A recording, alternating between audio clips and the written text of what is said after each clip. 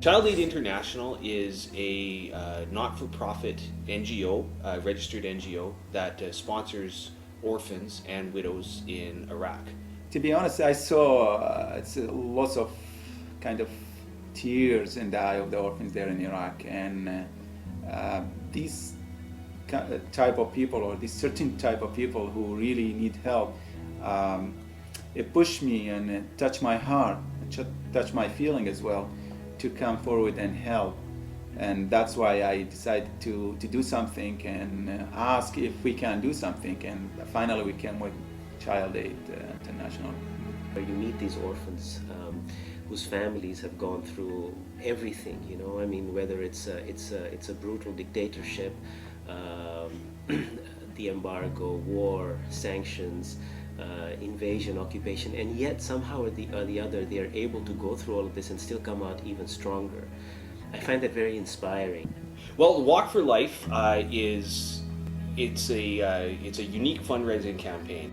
We decided to do a walkathon this year, but rather than having a walkathon around Stanley Park in Vancouver, around Central Park in New York, I decided to do a walk between the cities of Najaf and Karbala in Iraq. Now, the interesting thing about this is that this fits in with a religious commemoration that occurs in Iraq during this time, and we will be joining roughly 6 to 8 million other Iraqis and other pilgrims who will be taking the same journey with us. So what this means is all of us volunteers now have an opportunity to share in a real, authentic Iraqi experience, and that's tremendous for me. I see the walk as a political statement as well. Various governments have not allowed the Iraqis to go through this walk. In fact, it was banned during the regime of Saddam Hussein. And the fact that they can now express themselves, the fact that they have the freedom of religion, the freedom to congregate, the freedom to march, is a very powerful sentiment as far as I'm concerned.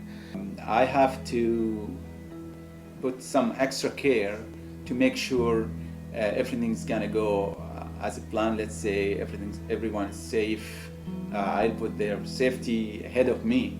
And of course, there's some other people who will help us too.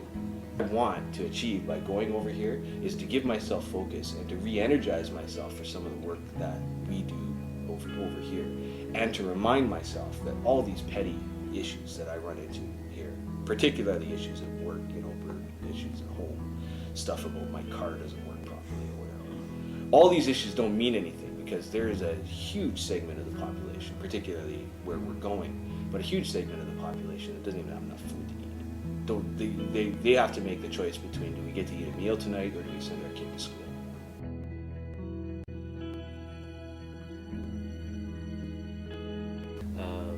But it has a political dimension, it has a physical dimension, it has a humanitarian dimension, and that's why the combination of all of these dimensions makes it quite the electrifying experience.